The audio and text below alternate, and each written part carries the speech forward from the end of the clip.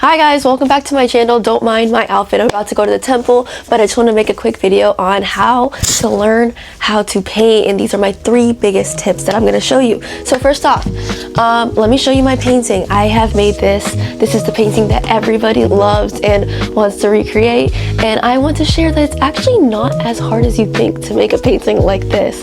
Really, I'm just going to share the 3 biggest tips that I used when I made this that you could also use to make any painting you want.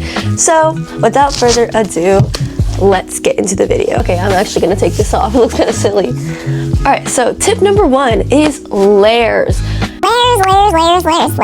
You might have heard this before, but it's actually not used enough. What I mean by that is applying multiple sequential layers of paint to a surface to build depth, color richness, and texture in a painting. Like take this painting for example. I started off with black, and then I added dark blue, and then I added streaks of light blue. That's how it's creating this beautiful effect on the sky that looks dreamy and eye-catching, and it pops. You see how it pops? I cannot overemphasize enough how much layers can elevate your painting. You start off, let's take this black circle. You start off with a dark shade. You always want to start off with dark shade, and then you add lighter and lighter shades. Now, this doesn't actually have to be accurate. Like if you're trying to do this for where like the sun hits you, you don't have to make it accurate. If you just add layers in general, then it will enhance your painting so much. And I really just don't think people understand what I'm telling them, because then you just made a monotone, same color looking bow that looks a little bit boring into something that is alive. It looks 3D. It looks insane. And so like that is one of my favorite tips just for anybody. Layers can elevate your art, and I think you should start doing it and practicing it. Best way to get into it is either if you have an iPad to just start drawing layers, or you could just start painting. I always like to start with a black base and then choose a color. For me, my favorite color is this deep blue. I think it's called Prussian, and then I put the dark blue on top of the black, and then I put lighter colors going from there. So yes, please use layers. I think I'm gonna keep the scarf like this. All right, tip number 2, trust the process.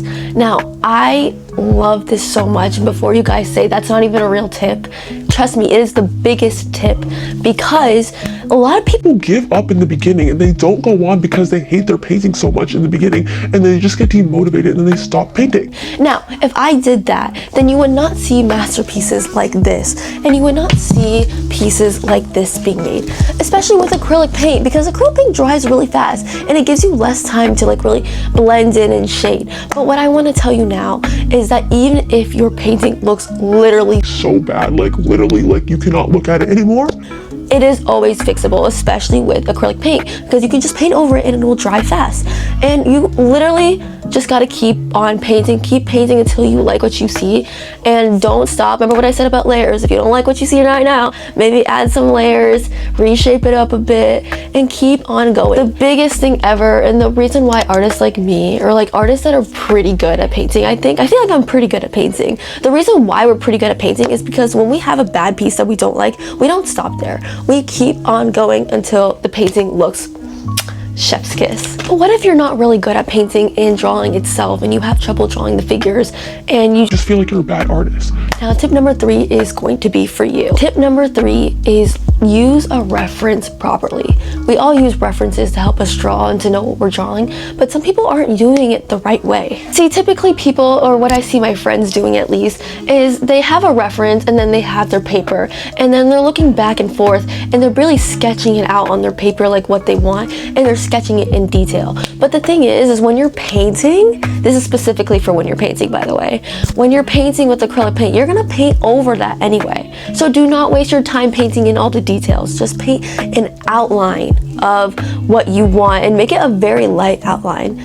Okay, that's all you have to do. It could just even just be kind of like a silhouette, like a shape. Just got back from the temple, but let me just finish where I left off. For having a reference, you really just want to take that paper or that canvas, and you're just gonna, I'm gonna have an example up here, but you're gonna just take your pencil and you're darting back from the reference to the paper. Remember, you want to keep looking back and forth so that reference looks similar just to what you're drawing, and then you just take your pencil and you lightly, very lightly sketch the outline of the object. Remember, we do not want details.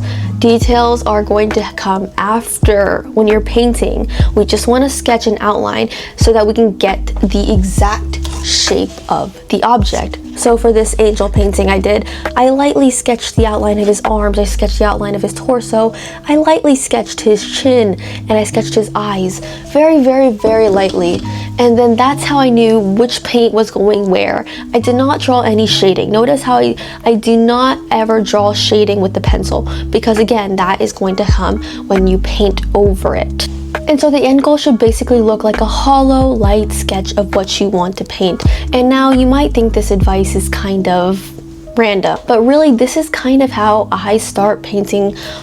This is how I start all of my paintings, because it gives me an idea, but it doesn't like waste my time, you know, because if you're doing a whole sketch in the beginning, then you're wasting your time, and this is honestly just a smarter route. And remember, when you're using acrylic paint, it can dry really fast, so if you don't like where you're at when you're already done painting over the sketch, you can always wait for the paint to dry and then sketch over it again and make new outlines and reshape it.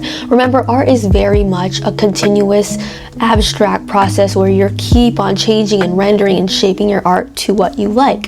Alright, so that was the third tip, and I hope that was helpful. So now let's put them all together. So now that we know how to shape our reference, we're able to get that on our paper and quickly, lightly design that. And now we're able to know how to layer it. Once we start the painting, then we put the paint on and we layer it. We start with the dark shades and then we put the lighter ones on top to really give it that depth and make it pop more.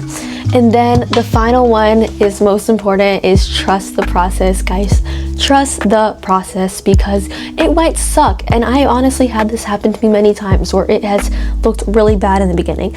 But if you trust the process and you keep on painting and you keep on rendering and you transform it, you're going to get a piece that you actually love. And it might actually start off as something different, and then like it might start off as one thing, and then at the end of the process when you're done, it could look completely different.